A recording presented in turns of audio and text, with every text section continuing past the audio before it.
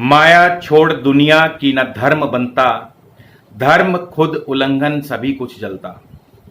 तो एक बार फिर से आप सभी दोस्तों का, आप सभी मित्रों का आपके अपने चैनल लाल किताब गुरुजी पर हार्दिक स्वागत है, हार्दिक अभिनंदन। आज बृहस्पति खाना नंबर 9 यानी नवम भाव में बृहस्पति क्या फल देंगे, इसके बारे में पूरी विस्तार से चर्चा करेंगे। मगर उससे पहले आप सभी मित्रों से निवेदन है कि अपनी दैनिक दिनचर्या में एक नेक कार्य जरूर शामिल करें। इसके अलावा यदि आप घर बैठे ही मुझसे लाल किताब ज्योतिष सीखना चाहते हैं या अपनी जन्म पत्री के संबंध में किसी भी प्रकार का कोई निजी परामर्श लेना चाहते हैं, तो उसके लिए स्क्रीन पर मेरा व्हाट्सएप नंबर दिया है, आप इस नंबर पर मैसेज भेजकर जानकारी मंगवा सकते हैं। इसके अलावा मेरी वेबसाइट है skyspeaks.in, आप मेरी वेबसाइट के जरिए भी मुझसे संपर्क कर सकते हैं, परामर्श ले सकते हैं।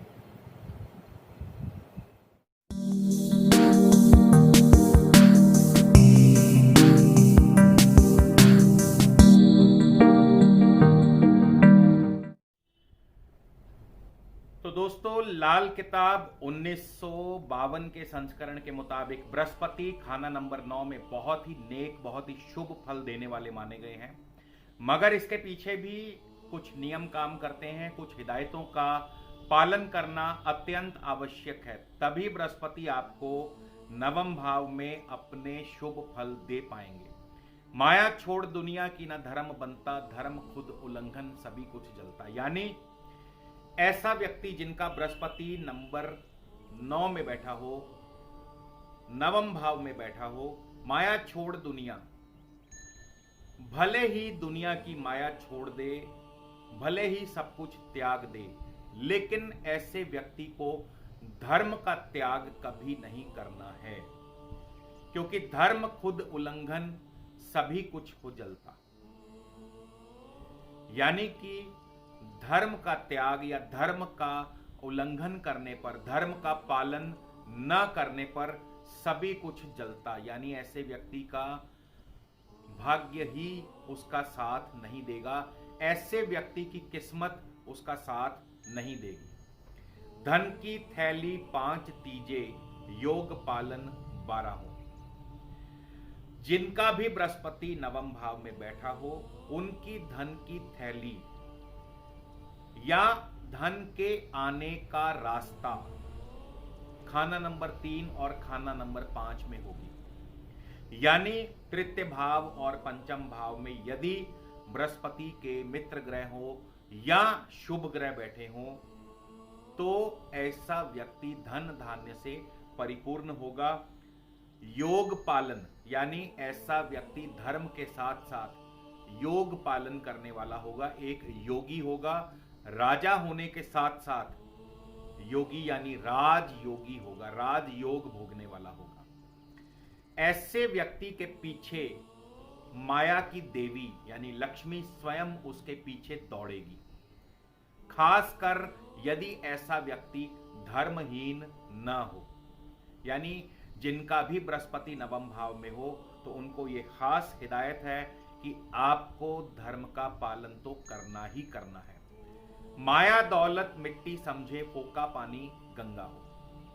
बृहस्पति नवम भाव में आपके बैठा हो, आप धर्म का पूर्ण रूप से पालन करने वाले हो, तो आपके पास इतनी माया होगी कि माया लक्ष्मी आप उसे मिट्टी के बराबर समझेंगे, और आपका फोका पानी यानी साधारण जल भी गंगा जल के समान होगा।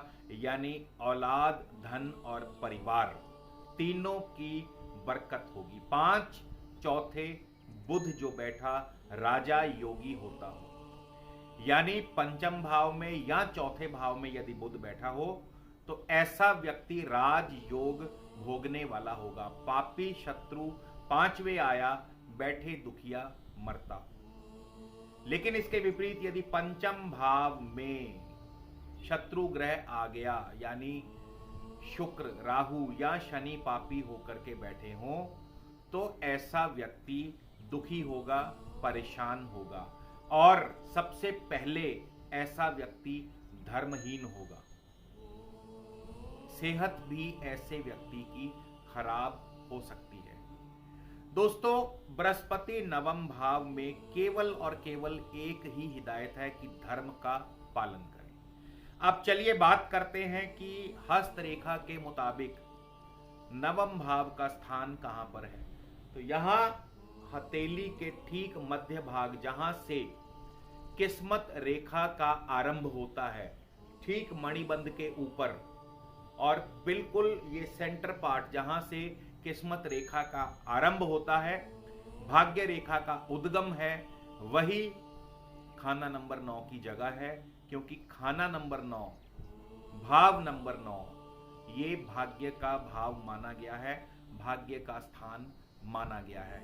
और भाग्य रेखा यदि यहां से शुरू होकर सीधी बिल्कुल बिना कोई झुकाव लिए डंडे की तरह सीधी ऊपर तक चली जाए तो बृहस्पति खाना नंबर 9 का फल देगा।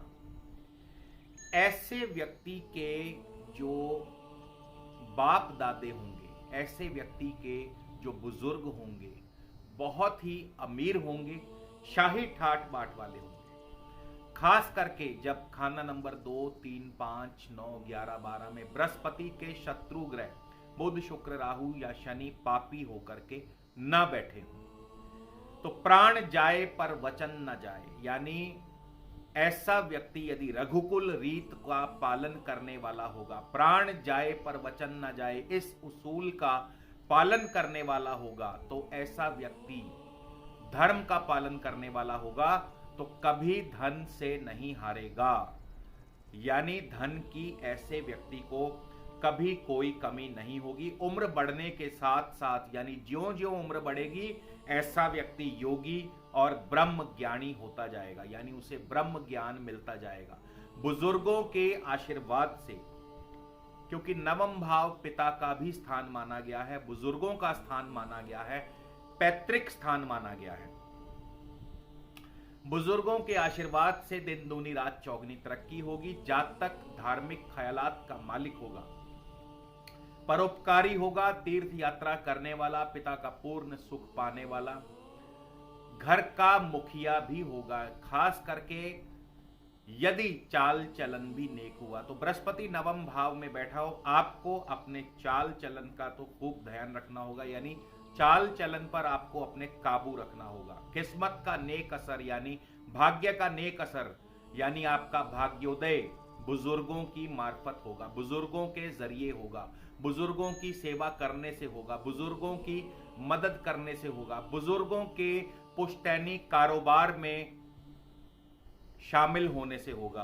क्योंकि यदि आप अपना स्वयं का कारोबार करते हैं तो शायद उतनी तरक्की ना मिले जितना तरक्की आपको अपने पुश्तैनी बुजुर्गों के कारोबार में शामिल होने से मिल सकती है। जैसा कि मैंने पहले बताया, ऐसे व्यक्ति का खानदान सुनहरी खानदान, यानी ऐसे व्यक्ति के बाप दादे बहुत अमीर, शाही ठाठ बाट वाले होंगे। स्वयं जातक भी खुद काफी अमीर होगा, धन दौलत की बरकत उसके घर में हमेशा होती रहेगी, माता पिता परिवार सबका सुख होगा, और चाल चलन भी ऐसे व्यक्ति का नेक होगा। लेकिन बृहस्पति कब अशुभ फल देगा, या बृहस्पति नवम भाव में होकर के भी कब अशुभ हो जाएगा, तो जब बृहस्पति नवम भाव में बैठा हो और खाना नंबर 2, 3, 5, 9, 11 में बृहस्पति के शत्रु बुध, शुक्र, राहु या शनि पापी होकर के बैठे हों, तो बृहस्पति अब अपना अशुभ फल देगा, शुभ फल देने में असमर्थ हो जाएगा। तो ऐसे व्यक्ति धर्महीन होंगे, अपने वचन से मुकरने वाले, अपने वचन का पालन नहीं करते होंगे, और धन और सेहत की ऐसे व्यक्तियों को हमेशा तंगी रहेगी।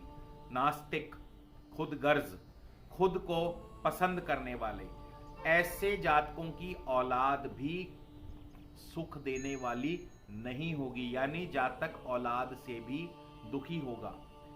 सेहत खराब होगी, दिल के रोग होने की संभावना अधिक, खास करके जब नाखून पीले हो, और लगन भाव भी खाली हो तो सेहत खराब होगी। बृहस्पति जिनका नवम भाव में बैठा हो उनको ये खास हिदायत है कि अपने बुजुर्गों के साथ रहें, उनकी छत्र छाया में रहें, उनकी सेवा करें आजीवन, क्योंकि बुजुर्ग ही आपके भाग्य की नींव बनेंगे। बुजुर्गों की बदौलत ही आपका भाग्य उदय होगा। कारोबार की बात करें तो जैसा कि मैं पहले बता चुका हूं कि अपने बुजुर्गों के पुश्तैनी कारोबार से खूब तरक्की होगी। इसके अलावा सराफी या जौहरी का काम आपको सूट कर सकता है। धर्म संबंधी कारोबार आपको, यानी पूजा पाठ से संबंधित सामग्री के कारोबार आपको सूट कर सकते हैं। इसके अलावा गैस से संबंधित कारोबार, यानी जो गैस हमारे घरों में इस्तेमाल की जाती है या अन्य गैस जो हॉस्पिटल्स में इस्तेमाल की जाती है, तो इस प्रकार के कारोबार आपको सूट कर सकते हैं, बशर्ते कि बृहस्पति और अन्य ग्रह भी जब सपोर्ट करते हों, शुभ हो। इसके अलावा जैसा कि मैं पहले बता चुका हूं, यदि पंचम भाव में, खास करके पंचम भाव में बृहस्पति के शत्रु ग्रह बैठे हों तो औलाद से ऐसा व्यक्ति दुखी होगा।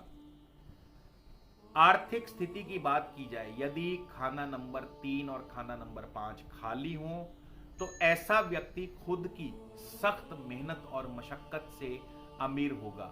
लेकिन यदि खाना नंबर 3 और खाना नंबर 5 में खास करके मित्र ग्रह सूर्य या मंगल बैठे हों तो ऐसा व्यक्ति जन्म से ही अमीर होगा।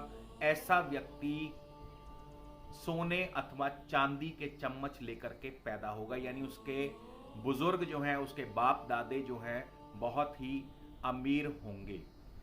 तो दोस्तों, बृहस्पति खाना नंबर 9 में ये आपको इस प्रकार से शुभ फल देने में समर्थ होगा।